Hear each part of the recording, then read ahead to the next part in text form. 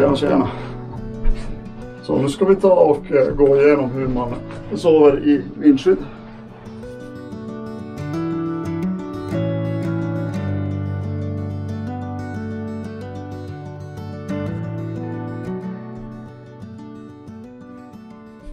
Vi börjar med sovsystemet här.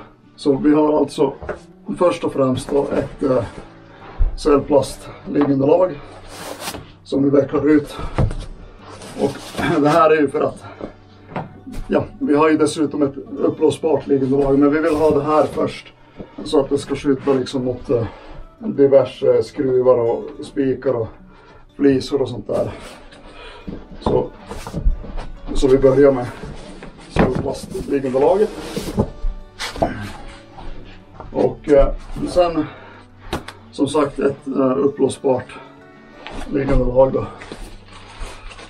Jag har ett sånt här Exped Synmet och det här är ju inte då bara en luftmadrass, utan den här har också någon slags syntetfyllning i det så att den isolerar ännu bättre mot markkyla. Och nu har vi ju liksom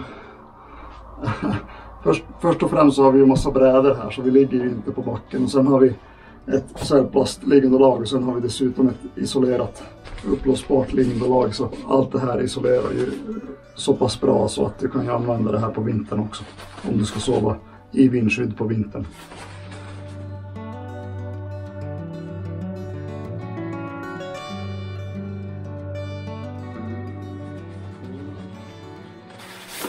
Grejen med sådana här uppblåsbara liggunderlag som har dunfyllning eller syntetfyllning som i det här fallet, så vill vi gärna blåsa upp dem med en sån här pumpsäck helt enkelt. Inte liksom blåsa i utandningsluft, för att det finns alltid fukt i din egen luft. Och vi vill inte ha det i luftmadrassen för att det kan börja så här mögla och grejer. Så vi använder den här påsen.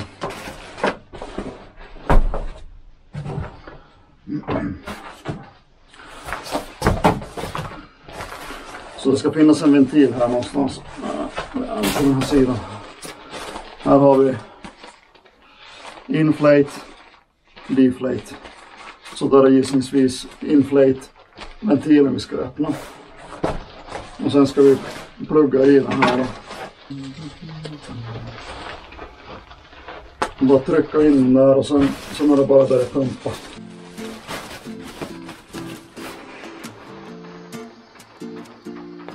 Det här kommer att ta ett tag.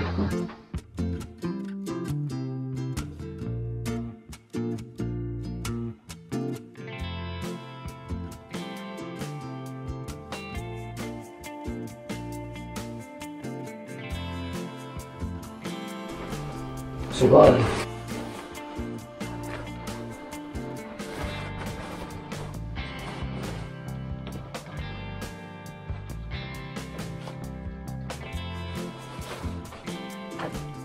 Perfekt.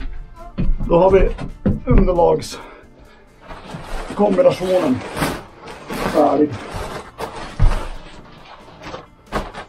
Och det är bra om liksom det här cellplastunderlaget är lite bredare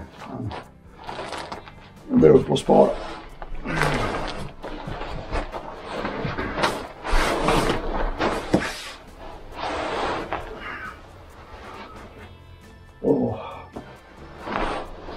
Riktigt bra faktiskt.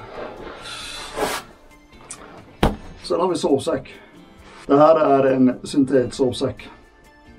Och det finns ju både dynsovsäckar och syntetsovsäckar. Jag tycker att för sådana här vindskyddsövernattningar så kan man lika väl använda en syntetsovsäck. De här är lite billigare än dynsovsäckar. Jag brukar ju använda dynsovsäck när jag fjällvandrar, men det är för att jag vill ha så lätt packning som möjligt. Men här är det inte så noga, för att det är väl sällan man går så där jättelångt när man ska övernatta i ett vindskydd.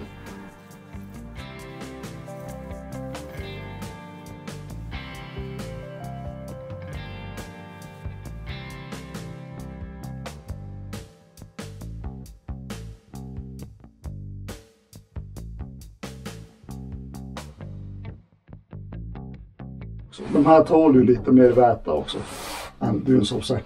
Inte för att det kommer att regna in här, men i alla fall. Så nu blir det syntetsovsäck och ja, man får ju kolla så att de här temperaturrekommendationer stämmer någorlunda överens med den rådande väderleken så att man inte behöver frysa. Och den här har ju då en komforttemperatur på runt nollan. Så det kommer ju att räcka alldeles utmärkt för i natt i alla fall. Och sen vill man ju ha en kudde också. Och då brukar jag bara göra så här att jag tar det här fodralet eller packpåsen, packsäcken. Och sen så stuvar jag bara ner förstärkningsjacka. Och det här blir en perfekt kudde för mig i alla fall. Jag gillar såna här tunna, sladdriga kuddar, så jag vill inte ha så mycket fyllning i det. Så den här jackan räcker alldeles utmärkt. Så, då var sovsystemet färdigt. Och sen, det här räcker ju för att jag ska kunna sova, men man vill göra det lite mer trevligt för sig. Så vi ska gå igenom då resterande prylar som jag brukar ha med mig på såna här vindskyddsövernattningar. Så jag ska plocka fram dem nu. Så vi tar det här lite så här pö om pö, för det här är ganska mycket grejer som ska med ändå här. God morgon. Breakfast time.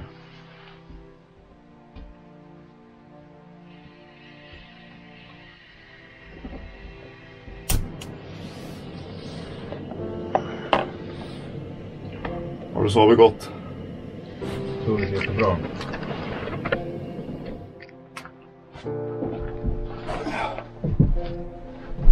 Så. Då ska vi gå igenom klädseln för att sova i vindskydd. Så låt oss börja med att gå igenom hur jag skulle klä mig om jag skulle sova i vindskydd på vintern när det är kallt. Så vi pratar minusgrader. Då skulle jag se till att ha först och främst långkalsonger. Och det förvarar jag alltid i en sån här vattentät packpåse. Så långkalsonger, merino-ulls långkalsonger. Och den vattentäta packpåsen använder vi för att de här måste alltid vara torra. Vi vill inte krypa ner i sovsäcken i blöta ullkläder liksom. Utan allting ska vara torrt. Så långkalsonger i merino-ull, och sen hade jag tagit sådana här stickade tjocksockar som i det här fallet som min farmor har stickat. De är riktigt varma de här, så det här är riktigt bra grejer. Så det hade jag haft, och sen hade jag haft då en merino-ullströja som jag har här under, och som underställströja då, och så sen alltid en värmande extra tröja med huva. Där är som jag alltid använder när jag sover utomhus. Oavsett om jag sover i tält eller vindskydd. När det är kallt på vintern, då har jag också en sån här en buff. I det här fallet en LKAB buff. Den här har jag fått när jag körde Laponia triathlon uppe i Gällivare. Så LKAB var ju en av sponsorerna där, så då fick man en sån här. Den här är ju skitbra. Jag hade tagit den här för att det blir ju trevligare att andas in luften liksom när det är kall luft, så den här värmer upp luften lite grann. Och sen hade jag haft, nu ska vi se här, min tunna merino-ullsmössa först. Så den här kan jag dra över ögonen så man får det lite mörkt så, om man nu vill ha det. På vintern är det ganska mörkt ändå, så kanske man inte behöver det, men på morgonen kan man ju ha det för att när solen börjar lysa, så det är ju trevligt om man får det lite mörkt ändå så att man kan sova lite längre. Och sen drar man på huvan så. Och sen på med fulmössan här. Ska vi se. Så. Nu börjar det bli ganska varmt här. Nu är det ju inte vinter då, så att jag känner att det värmer bra här redan. Och sen handskar. Nu ser jag ju fan ingenting så. Men det ska finnas ett par handskar här någonstans. Ja, jag vet inte. Jag håller på att förvandlas till en Örnmalm shitshow den här videon redan, känner jag. Men ett par handskar här. På vintern är det ju så pass kallt så att man behöver ha ett par handskar också, även fast man har händerna i sovsäcken. Så upplever jag det i alla fall. Så då brukar jag ha det här då, när jag sover, när det är kallt. Så brukar jag ha typ händerna här så att de värmer så bra när man har dem här. Jag brukar ju sova på rygg. Så det här funkar bra för mig i alla fall, och det här är ju någonting som jag kan rekommendera även för dig. Men det blir riktigt varmt här. Oj. Så det var liksom klädseln för när det är kallt. Så. Och nu när det är varmare, nu skulle jag ju haft kanske, jag hade bara haft ett par kortkalsonger istället för långkalsonger. Jag hade haft ett par tunnare strumpor, definitivt. Och sen hade jag ju inte behövt ha buffen. Sen, jag hade haft både underställströjan och huvtröjan här, för det är som mitt standardupplägg, det vill jag alltid ha. För att jag vill ha den här huvan. Men jag hade inte behövt buffen. Och jag hade definitivt inte behövt fulmössan och inte heller handskarna. Utan jag hade haft den här tunna merinoullsmössan. Och sen hade jag haft, det här är viktigt. Jag hade haft mitt ultralätta myggnät vår, sommar, höst, när det är insekter i farten i alla fall. Då vill man ha den här, för att man vill inte ha massa kryp i ansiktet när man sover. Det blir så otrevligt då. Men den här håller de på avstånd. Sen drar man bara huvan på det här så. Det är klart de kan väl krypa ner här, men då har man ju otur liksom. Jag har faktiskt haft otur med att jag har blivit biten av sån här jävla borrelia-fästing en gång när jag har sovit i vindskydd. Så att jag vill bara säga det att i ett tält så är man ju alltid skyddad, för att du har ju som ett myggnät, så det blir ju helt tätt liksom. Medan när du sover i vindskydd, så om du sover så här som jag sover, så då finns det ju alltid en liten risk att det kryper ner insekter i sovsäcken och innanför dina kläder. Vilken väg de går in, jag vet inte. Men för att helt och hållet liksom minimera den risken. Myggnät som du kan så här, dra över det, både dig och sovsäcken och allt liksom. Det finns sådana lösningar också. Så, då har vi gått igenom klädseln också. Och det sista vi behöver gå igenom här nu, det är all övrig utrustning som vi behöver för att göra en sån här vindskyddsövernattning till en angenäm och en praktisk upplevelse. Så vi vill inte hålla på och famla i mörkret liksom, och vi vill inte gå och lägga oss hungriga och sådär. Så att vi behöver ytterligare utrustning här för att det här ska bli riktigt trevligt. Så det ska vi gå igenom nu. Då ska vi börja med elektroniken här. En pannlampa. Det här är ju ett måste, såvida det inte är midnattssol.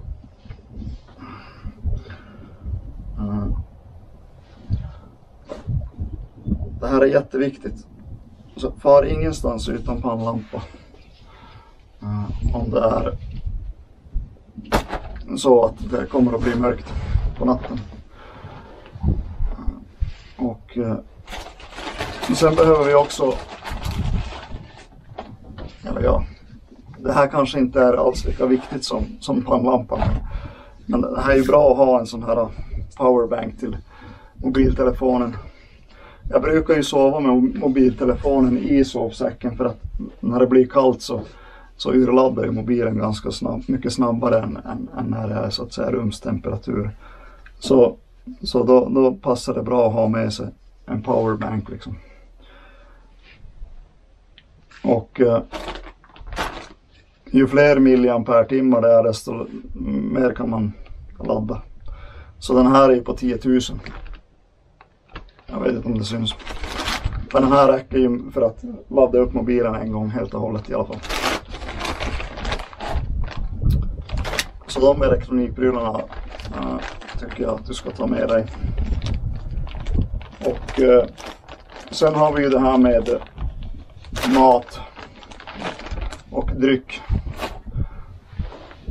Och jag brukar ju köra gaskök. Så här har vi gas och här har vi ett kök. Och i den här så har jag en vikmugg, tändstickor och tändare i en sån här vattentät liten plastpåse. Minigrippåse. Och sen här är själva brännaren då. Så det här är ju ett smidigt system. Så det här är liksom bara koppla på då brännaren här på gas. Behållaren då och bara vrid på gas, tända på. Och sen är det bara koka upp vatten. Vatten har jag här. Är man ute i en sjö så kan man ju ta sjövatten. Då kan man ju gärna ha med sig ett vattenreningsfilter. Om man vet att det är lite smutsigt vatten. Så. Nu tog jag med mig eget vatten för att det här var så nära bilen där jag är nu. Så det är ju liksom, det går bra att bära med sig vatten också. Och sen kaffe, te är ju alltid gott. Och sen kan man ju ha med sig mat av alla dess slag. Jag brukar ha med mig såna här frystorkade rätter. Oftast. För att jag är så bekväm när det kommer till mat så jag orkar inte hålla på och köra med massa kulinarisk matlagning för att det här är inte riktigt jag. Men vill man göra det så vill man ha med sig liksom värsta egenkomponerade lyxmiddagen i vindskydd så det är bara att köra.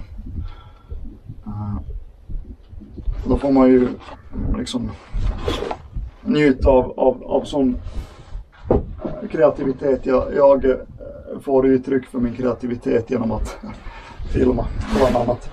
Så det här med matlagning är ju inte min starka sida. Och det är helt fine med. Sen skitpapper avslutningsvis. Nöden har ju ingen lager. Sen det här är ju bra också om man ska liksom rengöra grejer. Så brukar gå åt ganska mycket toapapper så ha gärna med en hel rulle i alla fall per natt tycker jag. Ja, det här kommer man ju ganska långt på tycker jag. Jag brukar ha öronproppar också när jag sover. Men det är bara för att jag har jobbat skift en gång i mitt liv och vande mig vid att sova med öronproppar. Sover man bra utan så kan man göra det. Men det kan ju vara lite så här oljud när man sover ute. Måsar och grejer brukar ju leva om ganska mycket. Jag ska skriva en helt komplett utrustningslista i artikelformat också.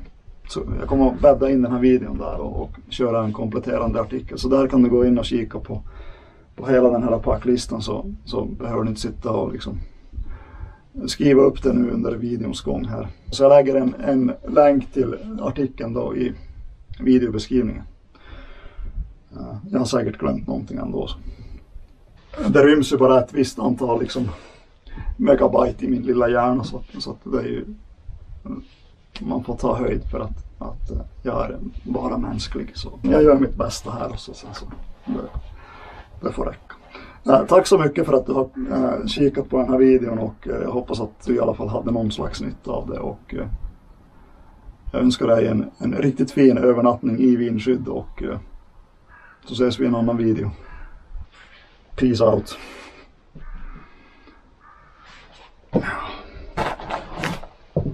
Halleluja Jesus.